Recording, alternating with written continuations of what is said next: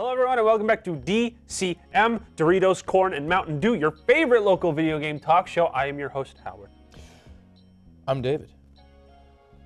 Let's do some segments because this is our first show of the year. Oh, it is a new year, isn't it? Allegedly. Allegedly. Time's not real. It doesn't feel like a new year. It just Stay woke, feels people.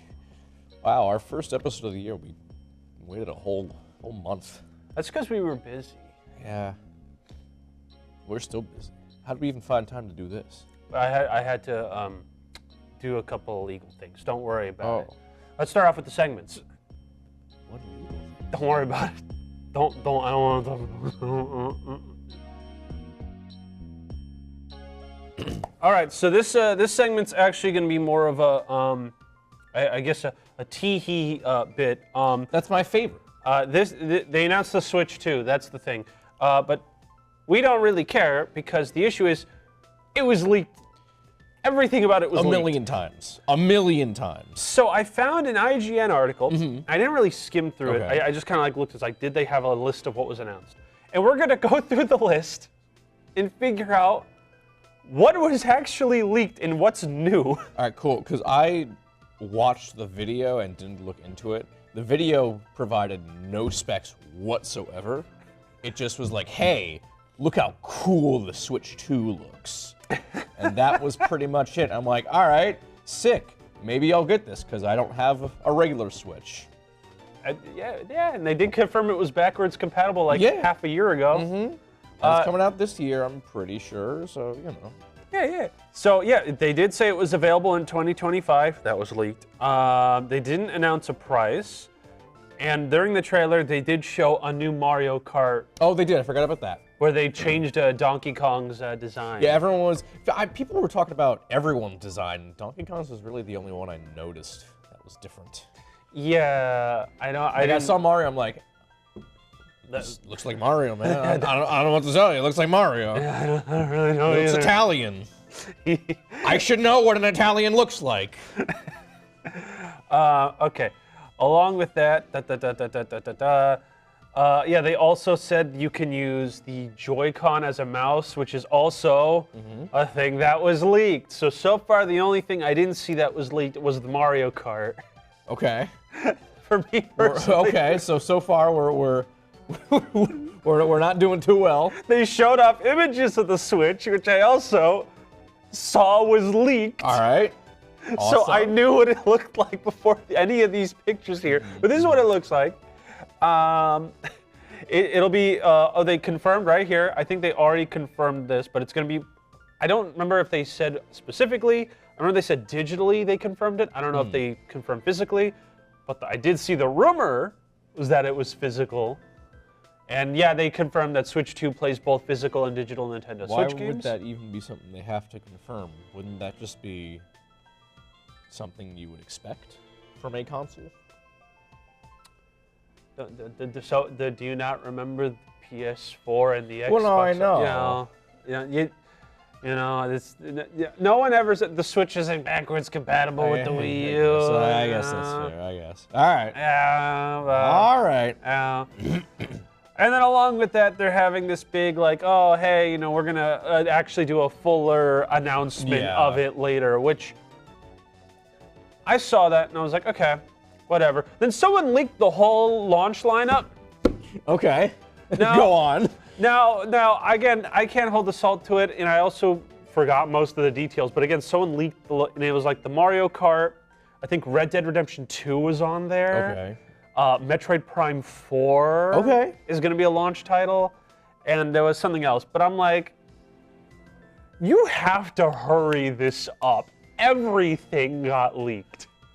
And I'm not talking like, oh, the night before. I'm talking, I knew about like the months. The mouse thing? Months in advance. Yeah, I'm talking like, I think the mouse thing was like leaked in summer of last year. Yeah. This was announced in January, a half a year. Yeah, it's not great. I don't know why they waited so long to talk about this. Yeah, and every single time they just went, oh yeah, Nintendo Switch 2, it does exist, we are making it. And like, that's cool, but like, even this is still not a lot. I don't know. Yeah, it to me it felt like the most bare bones announcement just so they could say, yes, it's happening. Are you happy now? We're officially acknowledging it. Can you get off our backs, please? Yeah, can you go home or do something? It's like if you want, just everyone, all this stuff leaked already. Just come out and say all of that in the first place. And then don't make us wait 6 months to tell us this officially when people already know.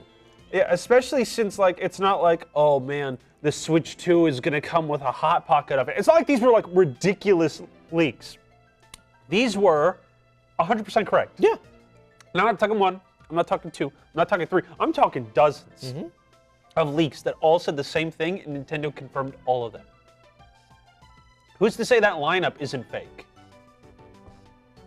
You know? Did you say it's coming with a hot pocket? Is that what I heard? Is that true?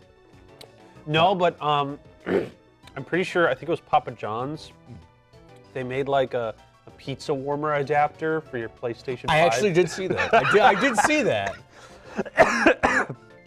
You know, I barely use my PS5. I may as well get the Papa John's pizza warmer. Downside is you have to 3D print it. I do not. I don't have a 3D printer, but I know people who do. And the print for it is on I'm pretty sure it's Papa John's. I'll put it like a little under here if it's not Papa John's. But literally, they give you the thing, so all you have to do is just put it into your software, hit print, and guess who's getting Papa John's later? Let's go. Puts in Spider-Man 2, leaves it on the main menu to warm his pizza. Listen, man, they opened that new one last year. It's easier to get to now. I don't have to go all the way, like half an hour out of my way to get Papa John's now. You know what we should do? We should review games, but in a smaller format. Interesting. Tell me more. That means we should do our mini reviews! Whoa! That's a catchy title you got there. Thank you. Anytime.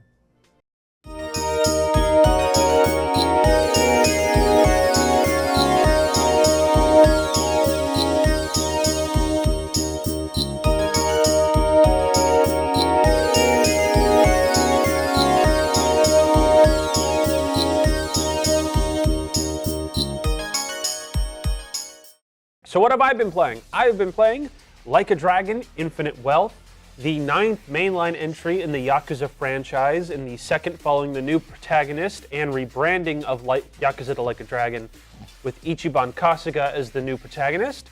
The game, if you didn't know, went from an open world beat 'em up where you play as Kazuma Kiryu, a Yakuza member. See, that's where the title comes from. And it transitioned to an RPG at Yakuza 7 Like a Dragon, with the excuse that Ichiban sees the new protagonist sees every single street fight as an RPG because he was addicted to Dragon Quest. Yes, it's that funny and tongue-in-cheek, and yeah, it's great. So the last game I really liked, Like a Dragon, Yakuza 7 Like a Dragon. It was a perfect transition, and they even passed the torch from protagonist to protagonist in the very well done manner. I was actually very impressed. So how do you follow this up, right? Critically acclaimed game, sold really well. How do you follow it up for the 8th entry, Infinite Wealth? You bring back the first guy for some reason. The plot is that Ichiban is working to help ex-Yakuza members come clean and get honest work and good jobs. Then he gets canceled by a VTuber. Confused, he then asks the local Yakuza clan, the Siryu clan that's still around, if they're to blame, and he's like, nah, but hey, fun fact, your mom is actually alive and in Hawaii. So Ichiban goes to Hawaii, and he finds Kiryu there, who's on a secret mission to find Ichiban's mom before he dies of cancer. And then they have fun in Hawaii, so this crime thriller mystery. The gameplay's fine, not too much has changed from 7's turn-based combat. So when you enter combat and Ichiban goes into his state of lucid hijinks, basically he imagines people have a job and that job has their own skill trees, so you can be like a chef and do fire moves and knife moves and stuff like that. And you can change this job at any time when you're not fighting. They added more jobs, like more Hawaiian-themed jobs, like hula dancers, and they added some wacky ones like cowboys and samurais, which are very fun classes. But it's mainly the same gameplay. The main issue for me comes down to the story and the pacing. It mainly harms the game. The game takes forever for the plot to go anywhere. I think literally the plot really kicks off at chapter 7, and that's halfway into the game. Because it's just mystery on top of mystery on top of mystery on top of mystery, and there's not really a good end goal or like character development. Because it's like, oh, we have to find Ichiban's mom, but every single step we take, there's like 30 mysteries we need to unravel that just magically unravel in front of anyone. I'm sorry, in front of everyone, to the point where when the villain's revealed, it's close to the end of the game. They have to do their whole backstory right before you fight them. These are like jobbers. They're nobody. Especially when Kiryu, at the halfway point, Kiryu and Ichiban split. They both, Ichiban stays in Japan, Ichiban stays in Hawaii, Kiryu goes to Japan. And every single chapter you switch between them. They each have their own party member. The issue then comes in is every time you switch from one to the other, the levels don't go up for the party, but they go up for the enemies. So every single time you start a new chapter in the second half of the game, you have to stop and grind for like at least 30 minutes to an hour, slowing the pace of the game to do literally anything, just to be told at the end of the chapter, oh, hey, we made the enemies' levels go up so high, you also need to now stop at the end of the chapter and grind again. And then, yeah, okay, cool. So what does this lead to? Does it lead to everyone coming together in the end for one big fight? No. It's both separate with two villains that have no screen time. One of them has about like 5 minutes of screen time, by the way, and it's not worth it. And that's mainly the big issue, is that the pacing is affecting the plot and the gameplay, so it just kind of becomes a slog in the second half. To me personally, it's like the most mixed bag of an RPG you can get, where it doesn't feel too confident of what it wants to do and what direction it's going in. If you need a new RPG and you beat 7 already, then sure, pick it up when it's on sale. There is some good moments. It is fun to play. But for a casual RPG fan, there's so much knowledge because of Kiryu being in the game that you have to play 0 to 6 to understand anything going on for them. So I personally am going to give this game a 6 out of 10. It's all right. I'm hoping this is just a rough patch before they commit to Ichiban being the main guy that they're going to focus on. So when Like a Dragon 9 comes out, it'll just be him. All him. That's all I want. Because he's a great character. I like him. You know what's cool? Fishing. You know what else is cool? Video games. So by that logic, a video game about fishing should be peak gaming content. Such is the case with Dave the Diver. Because the best thing about it is that you're not just sitting on a chair with a rod in your hands. I don't like the sound of that, actually. I'm gonna keep on going, though. I didn't think about that. I didn't think that through, but I'm just gonna keep going. As the title implies, you're diving down into the deep to take matters into your own hands and grab those sea creatures directly. The cool way to fish, with a harpoon. Obviously, it's all for a good cause, though. It's not just fishing for the hell of it. You have a whole sushi restaurant to operate. And once you're done fishing for the day, the game shifts to a restaurant sim. This was something I had no idea about. I just thought it was a cool little diving game. I didn't understand there was a whole other half of the game I wasn't aware of. So at that point, you have to keep up with orders, curate a menu, serve VIP guests, prepare for big themed events that you have to go for. And I've never really been really interested in seafood. But now I'm like, dang, this all sounds kind of good. I kind of want some sushi now. Stand by for that. I'll do DCM sushi reviews coming soon to the channel, don't you worry. New junk foods, let's go. New junk foods, let's do it. This also includes growing your own rice and vegetables to make certain dishes. You have a fish farm to grow so you don't have to do your other job of diving as much as you already have to. But Dave the Diver does not stop there. In fact, I am consistently surprised by how much this game gives you to do. In addition to catching every single sea creature in existence in a not-so-subtle Pokemon homage, the game also has you delving into the mythical Sea People Society, a mysterious forgotten race of ocean-bound intelligent creatures. Mer people. They're mer people. The game eventually has you helping out in their village as well, which includes running errands for various side characters, gambling, my favorite, and horse races. Seahorse races, to be exact. There's a lot to do in Dave the Diver, and 6 chapters in, it still feels like there's still a ton I have left to do. I feel nowhere close to beating it. I don't know how long the game is, but it really does feel like the gift that keeps on giving. There are always more fish to catch, always new recipes to try out, more customers to serve. It perfectly rides the line of chill ocean exploration game with the more white-knuckle roguelite action when you're coming up against some of the more dangerous creatures like sharks or squid, giant squid to be exact. Just the little baby squid aren't that bad. Some of them are, but not all of them. So that is why I am giving Dave the Diver an 8 out of 10.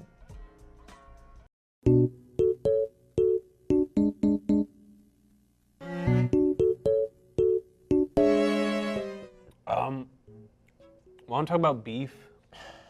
You want to talk about gamer beef? The gamer beef?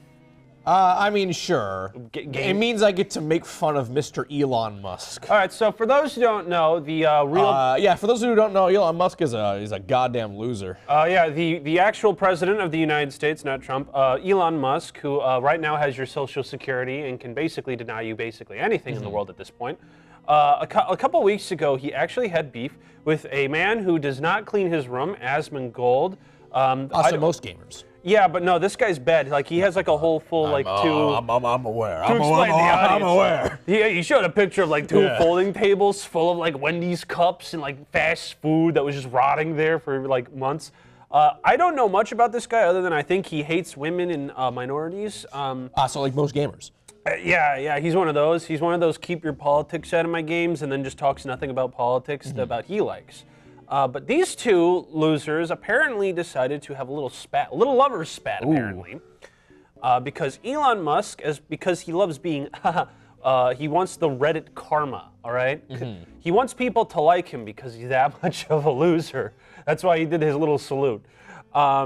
He claims that he is not only one of the highest-ranking Diablo 4 players, which...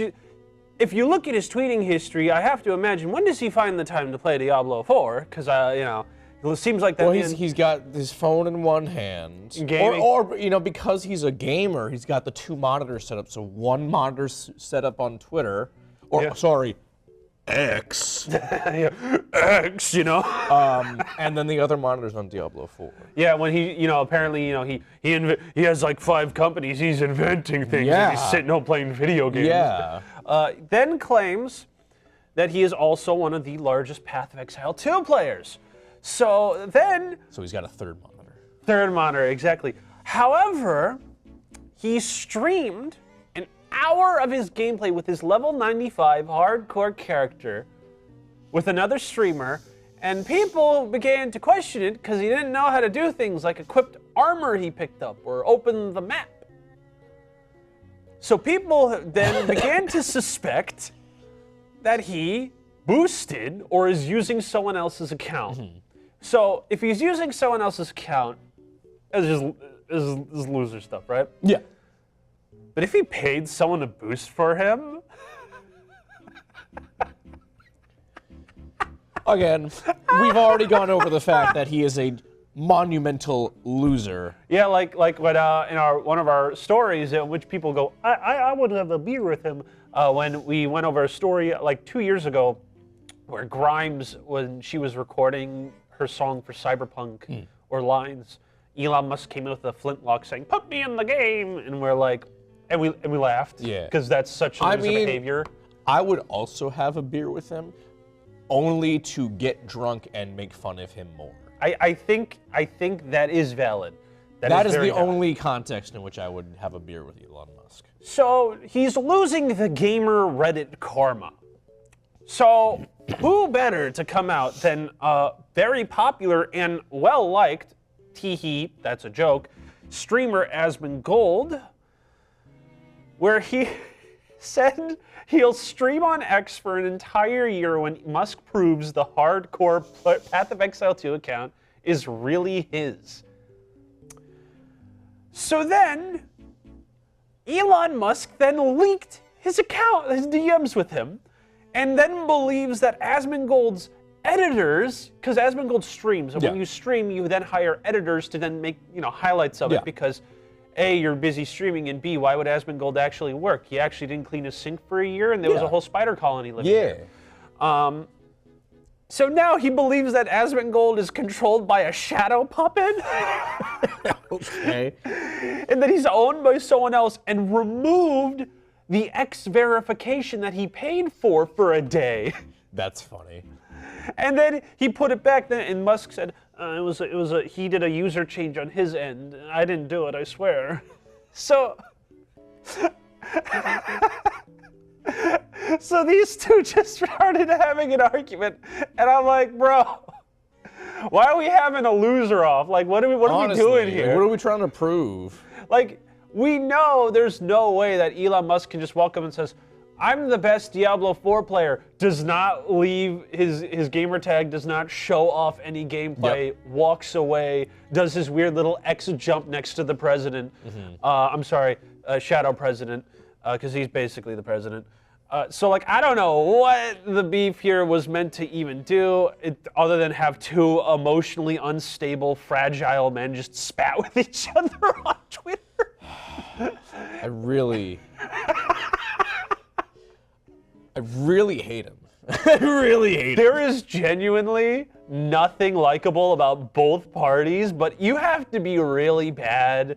Because, again, I don't know much about Asmongold. Neither do I. But I have heard genuinely nothing good about him, to the point where even his fans are starting to dislike him, and only, hateful people are now being like, oh, yeah, no, he's great.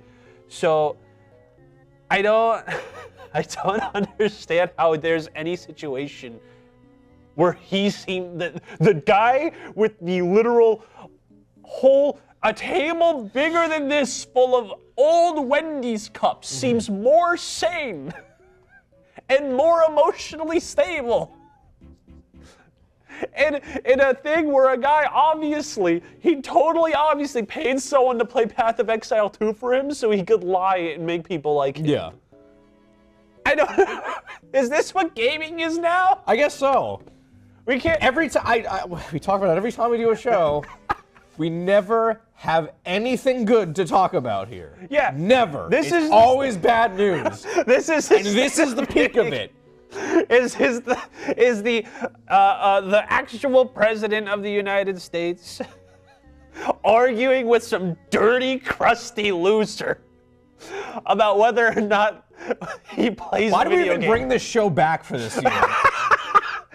This is what we're talking about. This is I hate it here. This is what all video game is, and then people get mad at us. It's like oh, all you do is complain. What is good? Yeah. Tell me one good thing that's happened in gaming recently.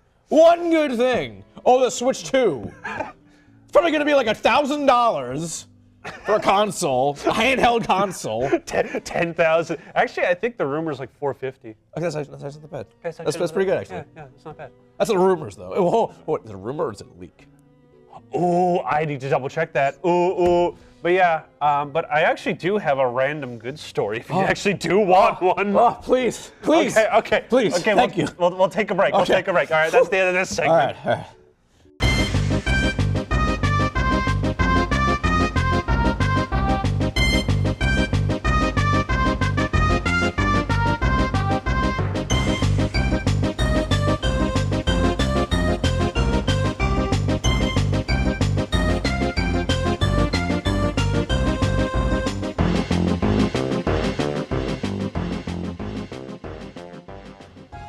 All right, so yeah, because Dave needs some positive reinforcement. Yes. I got this from Polygon. I knew about this, but I'll put it's Alice Giovanni. I didn't say that right. I'm sorry. I apologize. I'm going to put it right here, and because to reprimand my mistake. The Video Game History Foundation opens a digital archive of basically an online database of old magazines. Oh, that's neat. Yep. Basically, you can just look it up and, like, right here for a picture, find Computer Game Strategy issue 36, date released 1993. Okay. And it's basically high-quality scans of old video game magazines because they're trying to, like, preserve this. Yeah. So I'm going to assume they're going to try to go for Game Informer since it's not like that company's trying to keep that archived. Which this is actually really good because, like, magazines used to be, like, the point of information. Yeah. For, like, before the internet. And even when the internet was a thing, the early 2000s, magazines was still one of the most important thing. Nintendo Power was still big. I remember my dad used to get tips and tricks, and that's how I know about things like GTA, you know, a new GTA game, or all the new Dragon Ball games coming out, or like the PS3 being a thing, right? All this sort of information. I mean, that's the reason people were so crestfallen when Game Informer went under, because people had so many good memories of that. And that's kind of the downside of the sad transition from print media to then online forums to then deleting all the online forums and just shoving everything to Discord. I genuinely cannot stand that, because I remember someone, there was a rumor, there was this video, I forget who made it, I'll find the YouTuber, but there was this huge rumor for the longest time that Soul Calibur 3 was going to have Dante from Devil May Cry 3 as a guest character. And no one could find any magazine that pointed to where this came from. Until someone did some digging and found an old forum archive post of someone saying, I really want Dante from Devil May Cry in, and made it in custom character or something like that. And that was in an archived forum. I don't think anyone would be able to find that if that was in a random Discord, right? And that's why I kind of like this idea of internet, you know, archiving, you know, because you can't really archive the internet. People are trying, it moves too fast. We haven't had it. But these magazines, like, yeah, if you want to find, like, I don't know, where a rumor of San Andreas came in, you could find a magazine with an interview that could disprove that, or any, or I remember there was a magazine, an archive that showed the original vision of Borderlands, and it looks completely different. Okay. Right? Like, Borderlands did not look anything, it literally looked like a discount Halo. Like, it was that bad. Okay. Right? And that's why magazines are kind of really important, so we get, like, a view of these, like, you know, of the past in a way that isn't, you know, he said, she said. There's, like, actual print media. And I really hope this stays around, because it's a nonprofit and it's reliant on donations, and I'll leave a link for it below. Because I agree with this. This is really good. DCM is going to donate $10 million to the Video Game History Foundation. I have $10 million. Wait, we have $10 million? Not right now. Oh, I see what you're saying. Please don't make that, or else we'll get sued. Or don't make that claim. I haven't paid the taxes yet. We'll figure it out. Don't worry about it. We got time. We got time. We got time. Yeah. So, yeah, first episode done. It's in the books. We did it. Okay, bye. Oh, wow, that was Bye. Bye, I guess. Bye. Sure. Why? Did you want to say something? Did you want to say something, huh? Huh? Huh? You have something funny to say, funny man? No. See, it's a hard job, all right? And I'm not gonna. I didn't want to put that pressure on you, but you made me. It's right? okay. It's okay. Okay. I'll Bye, forgive everyone. you. Bye-bye. This time. This time. Goodbye.